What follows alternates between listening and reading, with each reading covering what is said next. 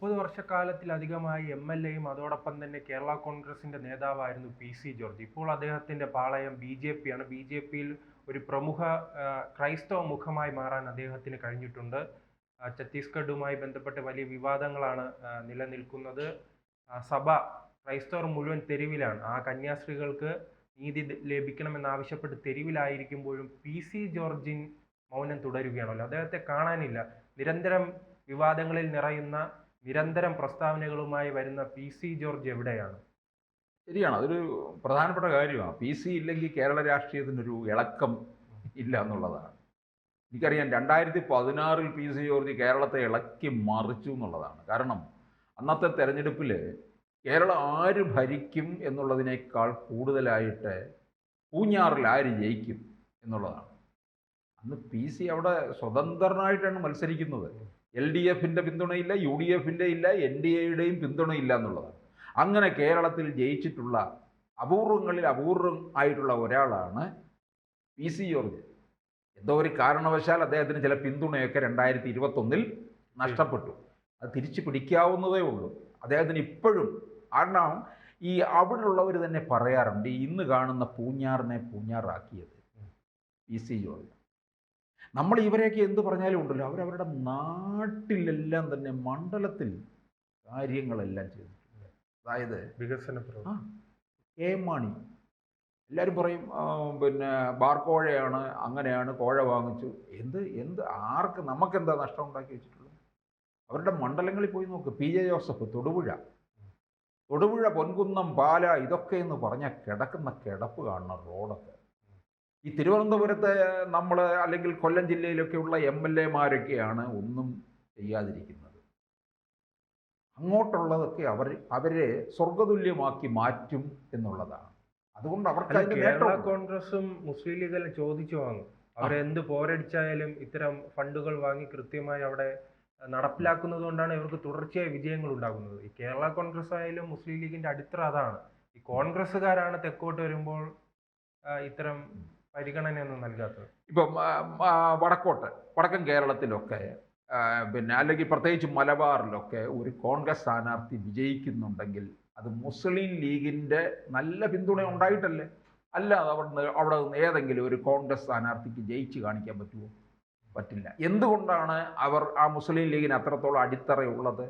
അവർ ഈ പറഞ്ഞതുപോലെ അവർ ചോദിച്ചു വാങ്ങുന്ന ഓരോ കാര്യങ്ങളും അത് ജനങ്ങളിലേക്ക് എത്തിക്കും എന്നുള്ളതാണ്. അവർക്ക് റോഡായാലും തോടായാലും വിമാനത്താവളമായാലും, ഇനിയിപ്പോൾ നോക്കിക്കോ, 26 അധികാരത്തിൽ വരികയാണെന്നുണ്ടെങ്കിൽ നമ്മൾ ആ 26-31 കാലത്തിനിടയ്ക്ക് കേരളത്തിൽ ഒരു ജില്ലയും കൂടെ ഉണ്ടാകും UDF അധികാരത്തിൽ വരുമ്പോൾ.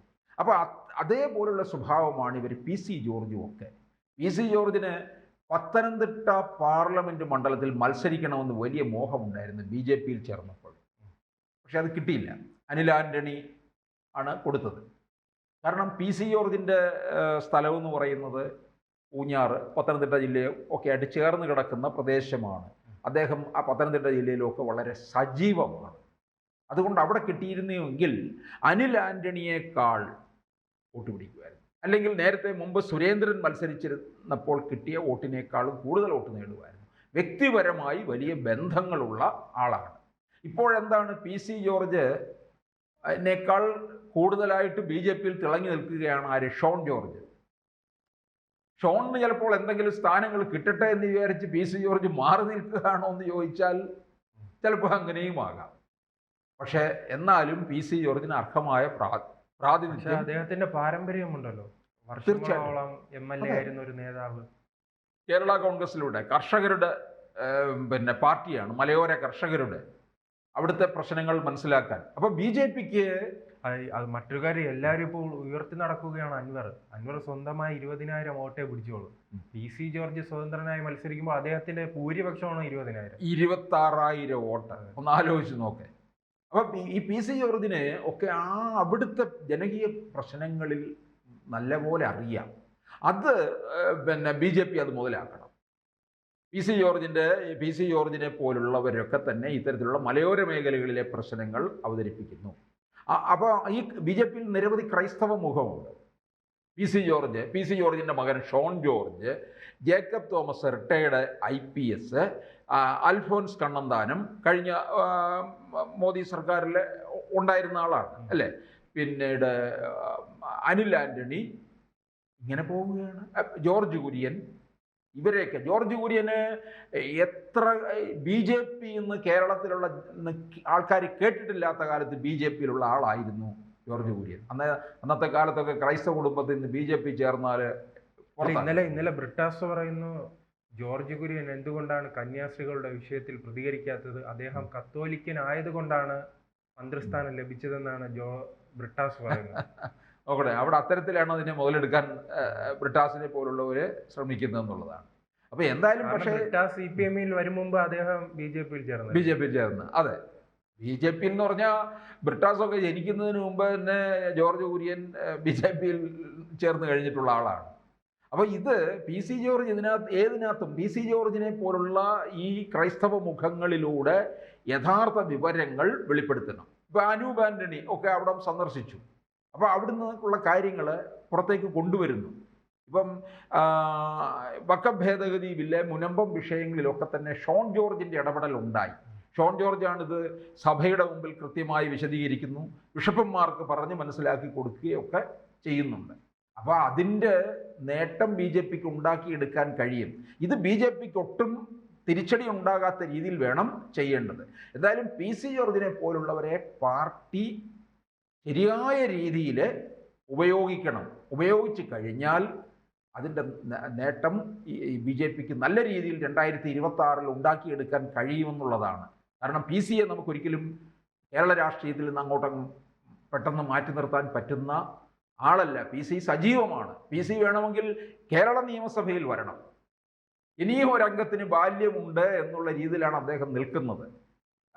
ഇപ്പോൾ പൂഞ്ഞാറിലെ ആ പഴയ ഇടയ്ക്ക് ഉണ്ടായിരുന്ന PC-യോട് ഉണ്ടായിരുന്ന ഇതൊക്കെ മാറി വന്നു കഴിഞ്ഞാൽ ഇപ്പോൾ ഷോൺ ജോർജ് അവിടെ മത്സരിക്കാൻ താല്പര്യപ്പെടുന്നുണ്ട്. അങ്ങനെയാണെങ്കിൽ PC പാലയിൽ മത്സരിക്കട്ടെ. PC-ക്ക് മുമ്പേ പാലയിലൂടെ താല്പര്യമുണ്ട്. അപ്പോൾ കാരണം ഈ എന്തായാലും ഇദ്ദേഹം ജോസ് കെ മാണി അവിടെ മത്സരിക്കാൻ വരത്തില്ല. കാരണം മാണി സി കാപ്പൻ അവിടെ മത്സരിക്കുകയാണ്. അപ്പോൾ മാണി സി കാപ്പനോട്, കാരണം പാലയിലും BJPക്ക് അല്പം സ്ട്രെങ്ത് ഉണ്ട്.